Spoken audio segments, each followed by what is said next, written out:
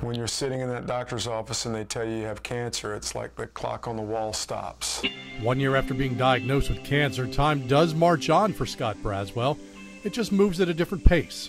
When I went into surgery, I felt like I was about 32. I was 52 years old, but I felt like I was 32. I was active. When I came out of the surgery about 72, just having a difficult time moving, especially in the morning with the stiffness and all that.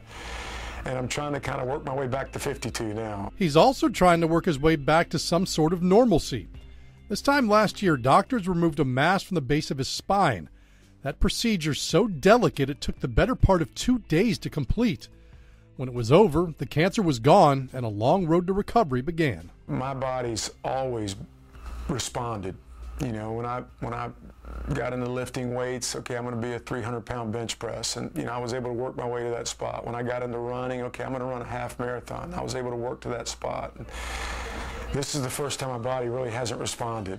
Because it wasn't, the self-described football lifer had to remove something that was more a part of him than the cancer ever was: the game itself. It was necessary for me to step down, would probably be the best way to say it.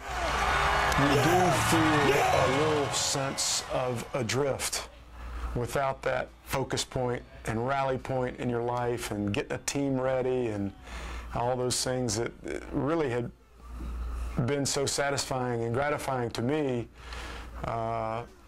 weren't there. And that's been and continues to be a little bit of a struggle. Physically, the time away from the game has been very good. The good days outnumber the bad days, and the physical therapy's been really good. I wish I'd started it earlier.